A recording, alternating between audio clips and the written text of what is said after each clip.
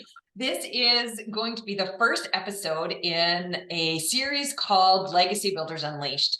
And this is all about, as entrepreneurs, business owners, how do we make sure we're leaving a legacy in, what we pour our heart and souls into and our life's work. And there are so many different ways that we can do that. And I'm so excited to have Mandy Balak here with me today. And we are going to be talking about how to turn our visions into reality. And on a personal note, I've had the pleasure of meeting Mandy a number of times in real life, not just, over a computer screen. And you are someone that screams big, bold vision, truly knowing what your driving force is and staying aligned with that in everything you do and rallying these amazing groups of people around you to join you on creating the biggest, boldest version of ourselves and figuring out how we turn that into something. So I'm so excited to hear everything you have to share with us today. Thank you so much for having me. It's such an honor to be here and such important work that you're doing, bringing people together and having these types of conversations. I think the journey, when you put your hand up to be an entrepreneur, you put your hand up to be a leader, it can be so isolating sometimes in the challenges that we face every day. And so, having a forum where you can kind of tune in and hear what other people are thinking about or doing, I think it's so valuable and it's so important. So thank you for bringing this group together and for inviting me to be a part of this series. Well, you're gonna laugh. Look at the card that I have to kick us There we off go. today. Do you recognize this? I love it. Yeah. I was like, oh, that's just perfect. It'll kickstart. So what's the question? Oh, I'm in the other side. Yeah. So maybe to start things off, so you are a serial entrepreneur. You have, started many businesses in different realms. Maybe just give kind of the quick version to everybody who doesn't know you on kind of what that journey has looked like and kind of what you're focusing on today. What's your latest and greatest entrepreneurial endeavor? Absolutely. Well, I'm living my dream. I remember being at a dinner party when I was about 6 years old. And as a kid, I was always just really creative. I never really had a lot of toys or Barbies or anything like that, but I had a sketchbook and I had felt pens and markers and things like that. And I would come along with my parents when they'd go to their friend's house, and I would just sit in the corner and I would draw, and that would really fill me up. And I would get so excited about creating things. And I remember one of my dad's friends came up to me when I was 6 years old, and he said, "What do you want to be when you grow up?" And I said, "Well, I'll draw that for you." And so I spent the next 20 minutes kind of sketching it out. And I walked up to him and I said, "Here, this is what I want to be. I want to be CEO." And at that time, I was 6 years old and I was claiming it. I put a stake in the ground. I said, "I'm going to be CEO." And I remember the drawing so specifically. Actually, it was this woman with pointy toe shoes and leopard print something and a briefcase. Now, I currently wear runners, Converse every day. There's no pointy toes, but I did know at an early age that I wanted to build something. And that really excited me because entrepreneurship is all creativity. It's all innovation. And so I get to do what I love every day. And I've got to evolve that over the years and the different experiences, different movements that I've created, different businesses that I've created. There's a through line between all of them, which has been really rooted in personal values and personal vision, which I'm sure we'll get to today. But my entrepreneurial journey began really young. I saw my grandparents be entrepreneurs. I saw my dad be an entrepreneur. I saw my mom be an entrepreneur. There really was no other choice for me. And I found myself in the third year of university doing my commerce degree at University of Calgary. And I found myself in an entrepreneurship class, which I took as an elective because I needed something to round out the semester, which was all finance and accounting, not my strong suit. But I found myself in this class that changed everything for me. And I had an amazing instructor called Sandra Malik, and she was a huge influence, one of the early mentors that I had in my entrepreneurial career. And I remember sitting in the front of that class, and I was like, all of a sudden someone had given me this permission to take the ideas that I was having and the notebook sketches and the things that I was thinking about. And all of a sudden I had this permission to say, oh, wow, I could monetize this. Oh, wow, I could create something about this. Oh, wow, I want to solve this challenge. And everything that I've ever created has always come from this place of, well, that's a challenge I want to solve, or that's a personal challenge that I'm experiencing in my life that I want to solve. My first business was an influencer marketing company that I began. It was known as Date Night. It's now expanded across the country into multiple different cities. I've exited the business now, but I built it for 10 years out of the one problem, which is, where do we go for dinner on a Friday night? And that was a challenge that I had in relationships of, trying to keep relationships spicy and keeping people connected and quality time. And that was the founding movement there. Along the way, I created a magazine through my work with Pounding Pavement, building that influencer marketing company. And the reason for the magazine was, I started having all these conversations with entrepreneurs and business owners along the way and fell in love with their stories and was enchanted with the why. Like, I love talking to people and saying, why did you build this? Why do you choose this life? Why are you so committed to this? It's so hard. Why are you doing it? And I wanted a place where I could really share those stories of the change makers and the disruptors in our community. And that was another movement. So that was a beautiful publication. It was called Branded Magazine, Lifestyle Magazine for Millennials. I learned a lot during those times. I was the chief everything officer. I definitely, it was like pound the pavement, sell the ads, figure out, ask Google how to build a magazine. Like there's a lot to get into in those times, but I learned a Only lot. Chat GPT was around There was no our chat previous lives, GPT. right? Of like, okay, what's the Coles notes here? Give me the There steps. was no chat GPT. And then also this was a real deep dive into leadership. I had a team, I was managing two companies. I had a team, all the things. So I really loved that. And that really stretched me and really challenged me. So both of those movements were really close to my heart as far as making relationships better, showcasing stories, connecting with people. And then when I let that business go, through lots of lessons learned around partnerships and, just what it took. And when I left that business go, I was struggling with my identity. I was struggling with who I was outside of, being the chief everything officer, being the chief of all the things. And I actually found myself in a really challenging place in my life, and knew I wanted to make some changes. I knew that, I was looking for the right community. I was looking for people that understood the challenges that I was going through, but I didn't have those people in my life. And so I wanted to create it. So through a values exercise that I did with a mentor, I actually reconnected with the things that were most important to me. And those were my values, the values of community, the values of growth, the values of relationships, the values of bringing people together. And so I stretched myself and I started to build the movement, which was the ACE Collective. And that was all started from a brunch series, which is, you've been to brunch. It's going strong. Where I got this. Where you got the conversation cards. So the reason I started that was I wanted a place to do kind of what we're doing here today, a place for people to come and recognize that they're not alone in their challenges. Instagram and social media makes it all look like everything is like roses, like become an entrepreneur and you're supposed to be on a beach or something with your like, and that's how it works. It's not. And so I built. Although I have seen a few videos of you on a beach. Yeah, we know how to balance our life now. It's come with more than a decade of trial and error for sure. Now I understand it's a priority, but it's the lessons learned along the way, I tell you.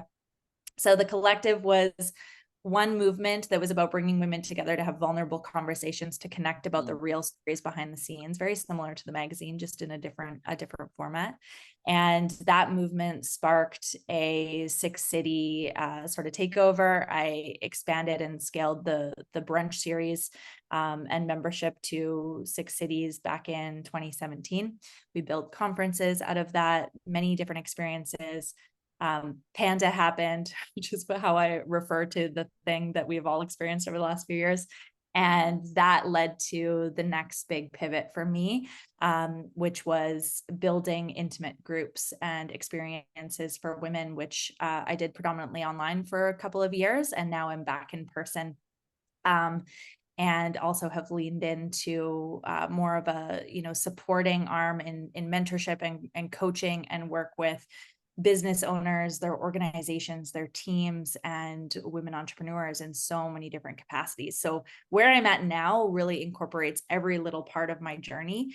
And, I feel really blessed with the work that I get to do based on the experiences that I've had and the impact that I get to create with that. So that's like the shortest way I could share the journey of from first business to today. Yeah, from a vision at 6 years old of, Yeah. and then different iterations. Um, so I heard you say the word pivot often in kind of looking at, either learnings of yourself or things, changing in the environment.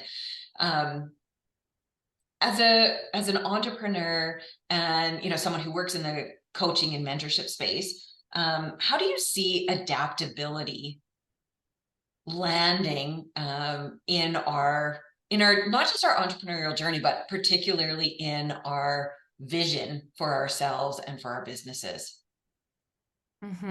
Totally.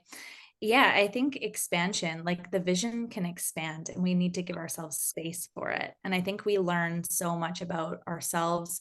The entrepreneurial journey specifically is like the personal growth that you never realized you are signing up for. It tests you. All of your things show up in your business. So you really get to learn about a lot about who you are, what matters to you. And I think the question you're asking is, how do we let ourselves like how do we keep up with the change and Yeah. the innovation, right? And I think vision, like I think it's so important that we have a personal vision statement.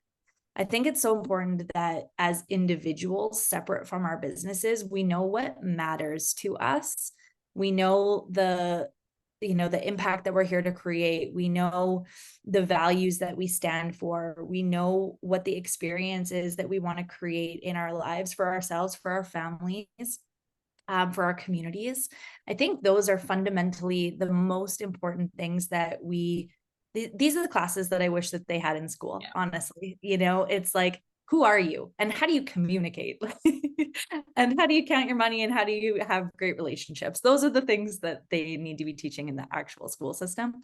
But I think that these, understanding these things, they become really great decision makers for you, especially core values. And for me, in every pivotal change, whether it's been, changing the direction of an existing business, or whether it's been changing in my life, or changing in the what's happening externally, I always come back to that and I say, well, hold on a second, like what matters to me? Who am I? What do I stand for? And from there, I'm able to make decisions. And sometimes those decisions, it's as simple as, okay, we get to take this and we get to renovate it and we get to go over here. And in some cases, I've found myself in positions where I say, well, actually, this isn't in alignment with who I am now, or this is in alignment with the life that I want to create, or the impact that I want to create. And then I've also found myself in positions where, that is an indication it's time to let go. And I have, in selling my business in 2021, it was 10 years of building the business. And it came to a point where the business was successful. The business was creating a lot of amazing things. The business was on the brink of, scale. And we had acquired several other businesses. And I had a business partner that was like really gung ho and ready. And he reminded me of where I was when I kind of started it. And it was time for me to let go of that. It was time for me to, my heart wasn't fully in it anymore. I wanted to build other things. My work felt complete. And so it was time for me to let go and create space. So I think what's most important in creating a vision for your company is that it's also contributing to the vision that you have for your life. And sometimes that can change and that can shift. And I know a lot of us have been looking back at like really diving deep into what's important now and what are our priorities now. Like the last few years have shifted everything, don't you agree? Totally. Yeah.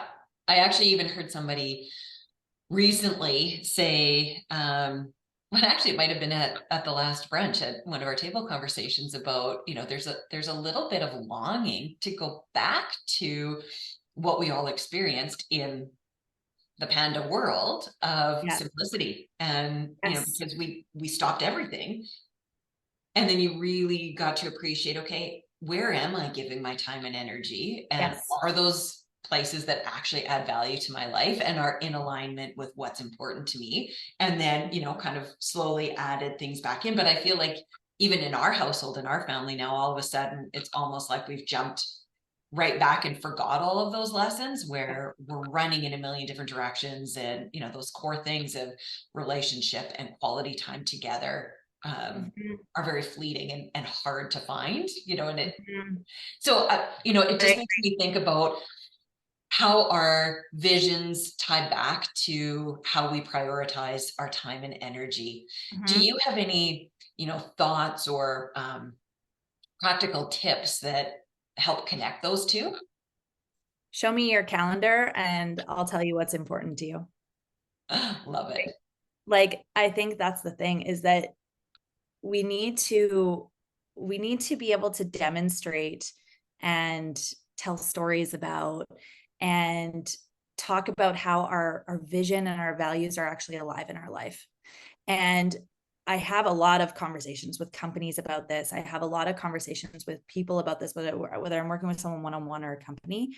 And one of my favorite exercises that I have people do is what I call a values alive session. And it's really challenging people to tell me within the last 72 hours, give me an example of how you lived that value. And sometimes the values are really nice things that live in a company handbook, or maybe in some cases they're even on the wall. Yeah. Or, they're things that we say as individuals, oh, family is important to me, health is important to me, faith is important to me, whatever that is for you, what's important to you. And then show me how it's living and demonstrated. And if I were following you around with a camera, I would see it. So with companies, I invite employees to, share value stories weekly in their meetings. And it's like, give me an example about how service was demonstrated today. Mhm. For myself, it's, freedom is one of my values. And so if you open up my calendar and it is stacked back to back to back, and there's nowhere for Mandy to breathe, and there's nowhere for Mandy to take a moment to think, then I am not in alignment with my values. And you know what happens when I'm not in alignment with my values is resistance shows up, friction shows up, frustration shows up. And if you let that fester for long enough, resentment also shows up.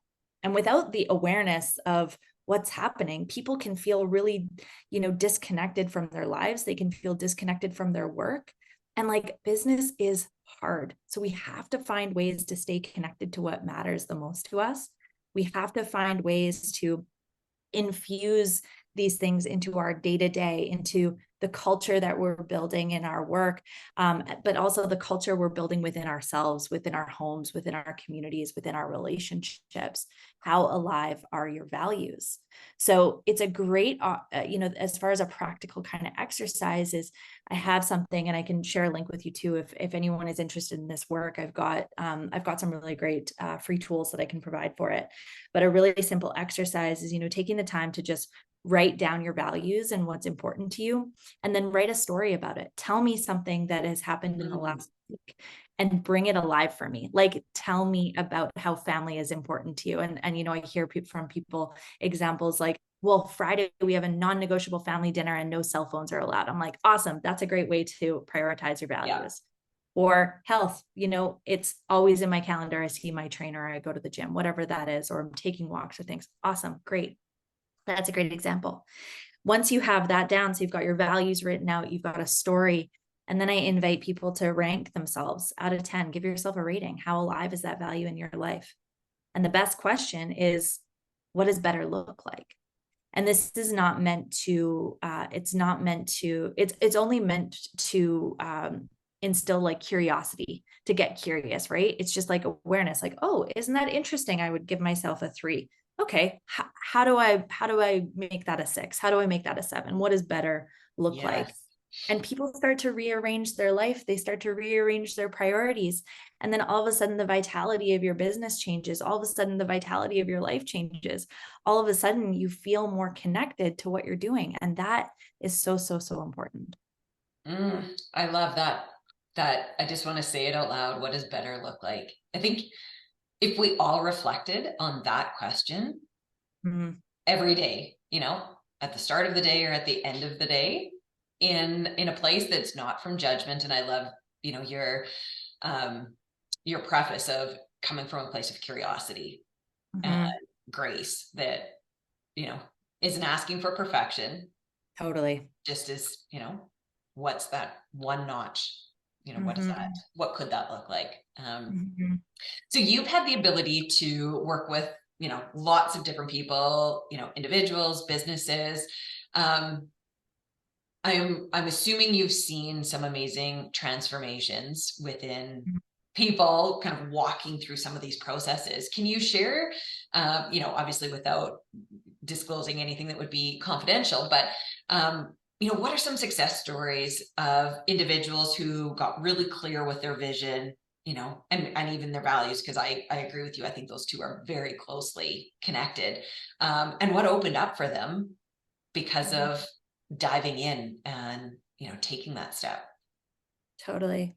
Well, what I want to acknowledge with this share in, kind of reflecting about this question is I want to acknowledge how noisy it is in the world right now.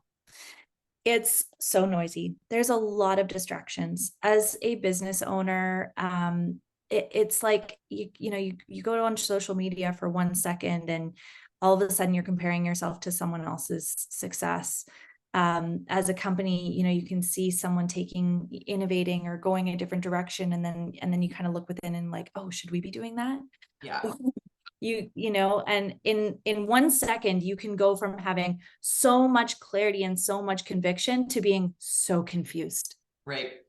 So one of the most important things that I have learned, and one of the most important things that I invite my clients to do, is turn down the noise and be really, really clear on what are you paying attention to. And this is simple, it's what are you consuming? What are you putting into your mind? What are you listening to? What are you reading? Sometimes we're in overconsumption of listening to what everyone else's, 7-step framework is, or plan. Like everyone is trying to sell you some silver bullet. Like this is how you grow and this is how you scale your business, right? Like everyone has that. And that can feel like, oh, well, I just have to buy their thing and then I'll have my perfect framework. I want to really there's no box. There's no box. And if we're constantly buying or subscribing to what everyone else's framework is, we're actually getting further and further and further away from our own vision and our own truth. And so the biggest transformations that I see is when people actually embody that, they let that go, they let go of the distractions, they let go of the noise, and they give themselves space to actually reflect and think and integrate and make decisions that feel like their truth and that are in alignment with their values and that are in alignment with their vision. And that's where innovation comes from. That's where true innovation comes from, not from looking around, not from looking for the perfect roadmap before, but it's actually pioneering something from within and committing to that path. And that doesn't mean it's going to be easy. That actually requires a lot of courage. It requires a lot of self-trust.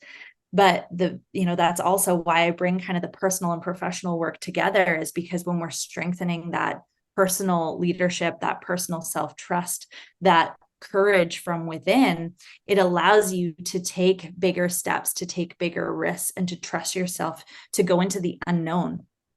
The world is changing so fast right now. There is so much happening outside of us.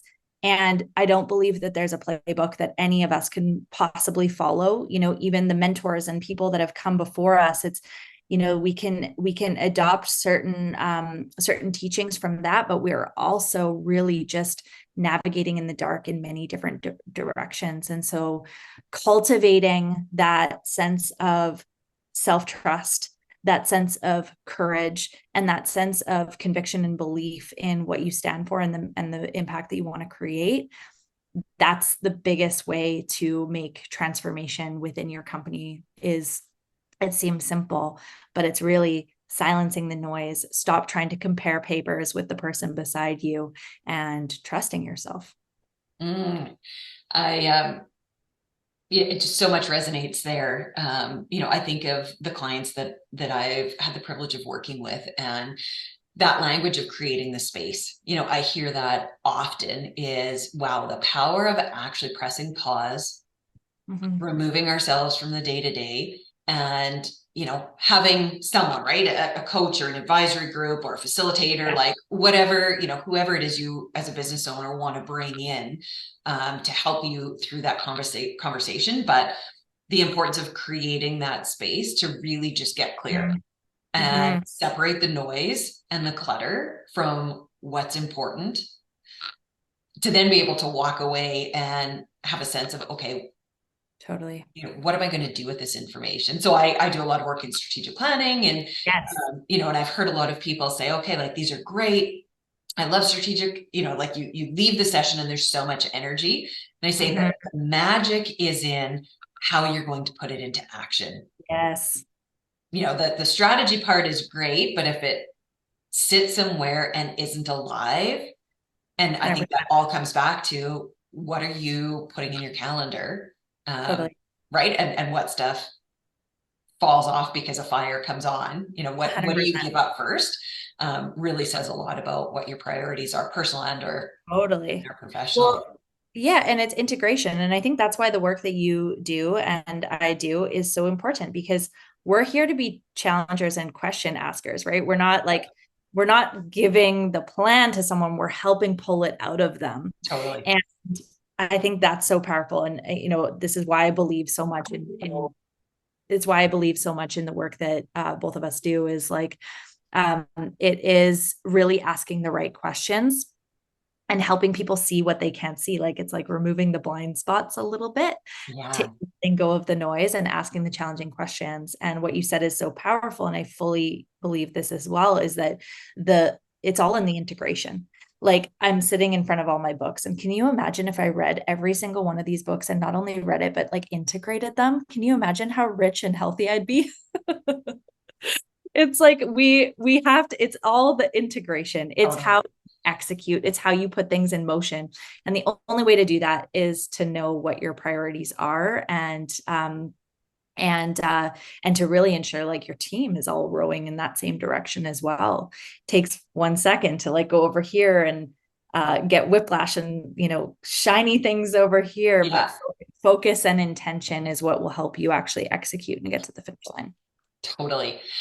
So listening to that, do you have specific habits or routines that you use personally to help you figure out your priorities and, what was versus what is and what you want going forward? What does that look like for you? Yeah, so I'm a big believer in being my own best client. And last year I really doubled down on that, because I'm in a season of refinement with my work and some of my processes. And I really believe in the things that I offer as far as routines and rituals. And I think it's really, really important. Like, consistency is one of the most important things. And so some of the things for myself, it's integration time. It's always in my calendar. And it's Friday afternoons. There's a couple hours that I try and carve out. It's not always perfect. Sometimes I have a little bit less time, or But when I'm 100% like consistent with this space is so valuable. And integration time for me on Fridays specifically, and I do this quarterly and annually as well, but I'll elaborate a little bit more on that. But the integration on Fridays is actually just looking back and kind of catching my breath and saying, what happened this week? Mm. Like, what are the things that I need to follow up with? What are the things I would like to close out? What did I learn?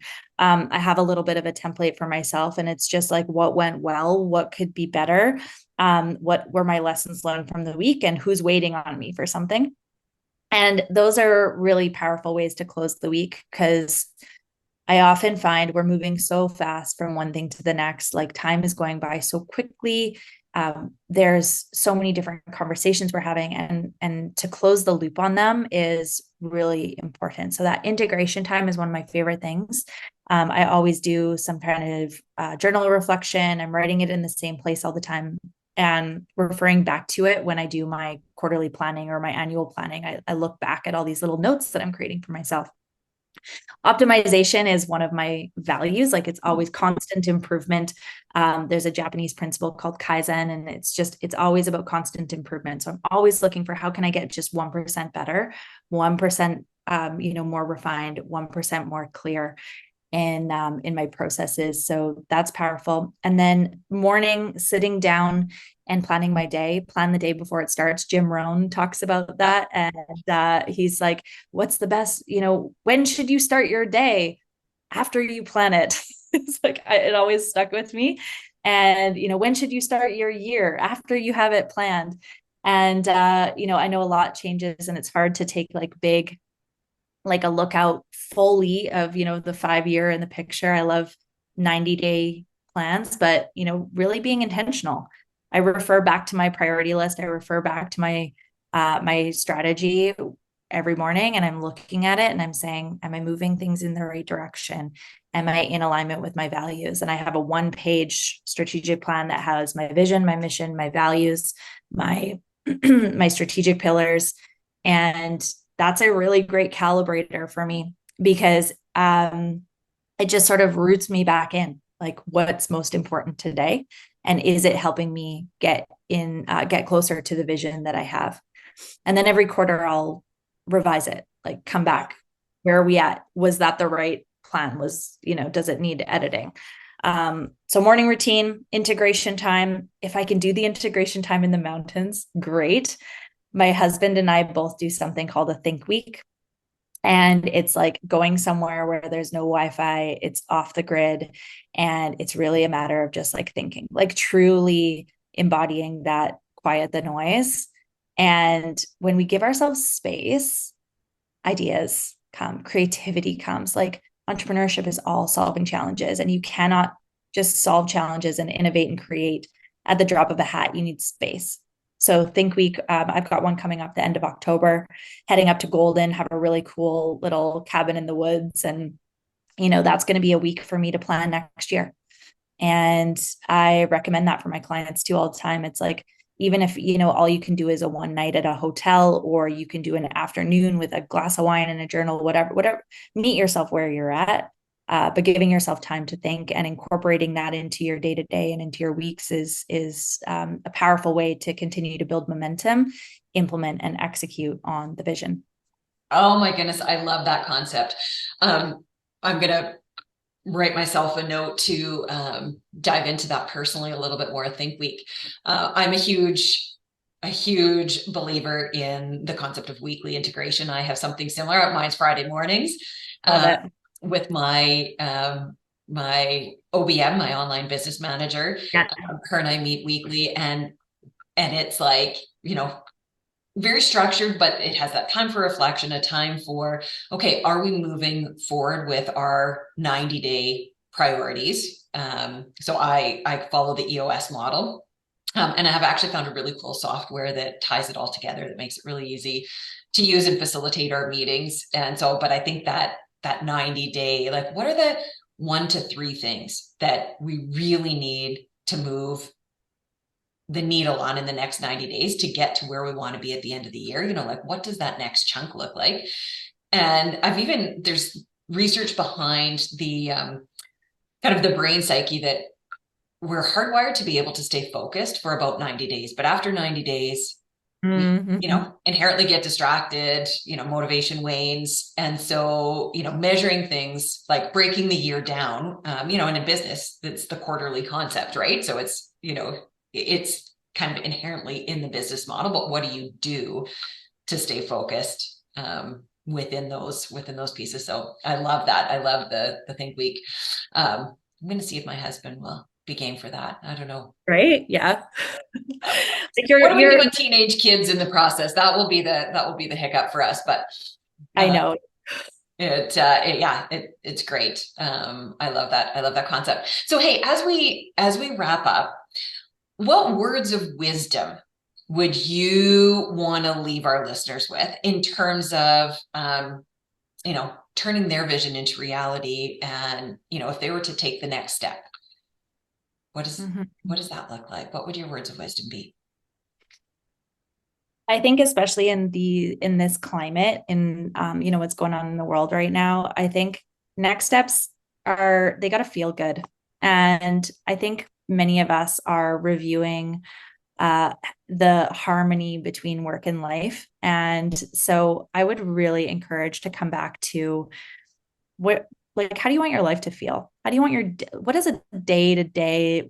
What's your ideal day? What does that look like? And I think starting there, we can really start to compare, does this business model give me that flexibility to do it? Yes or no? And sometimes, some of the old models or the old way we've been working, like they're due for a little bit of renovation and a little bit of tweaking. It doesn't mean you have to fully burn everything down, but it means that you get to kind of ask yourself questions of back to that question, like, what does better look like? How could I be more alive in this vision? And we got to stay close and connected to the vision, the purpose, the mission, the values, to stay ignited and to stay in motion. Like, I'm a big believer of what will keep your spirit in motion. And for me, if things get too overwhelming, if they get if things just start to feel really heavy, I have to quiet the noise and come back to the why. Why did I start this? And my why now in the work that I do is really about helping leaders and business owners to unlock more freedom and more fulfillment in their life, Mm. and to feel alive in their mission. Like, I love work. I really love work, but there's a big difference in, working 80 hours a week doing something that feels frustrating and hard versus working 80 hours a week and feeling at the end of the day like, I wish there was more time because I'm so excited about it, And so our work better excite us. And hopefully we're finding better balance than working 80-hour weeks. But I hope that you can find something that energizes you and expands you, and that you get to live a part of that every day.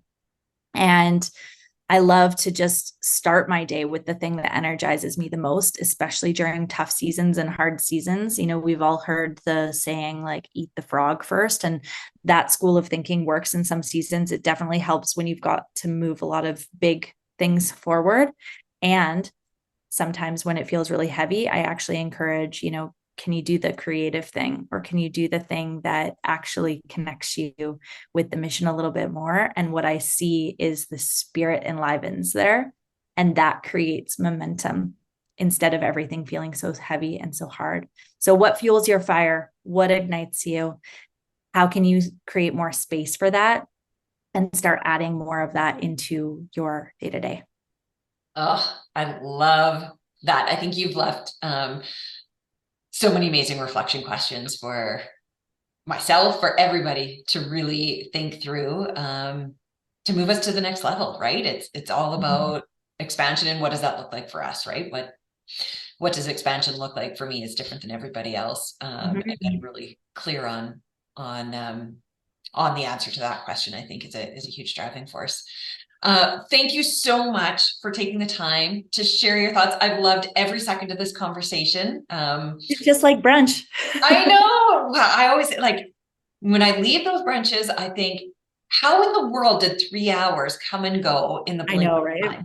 Yeah, it always goes by so quickly. So Totally.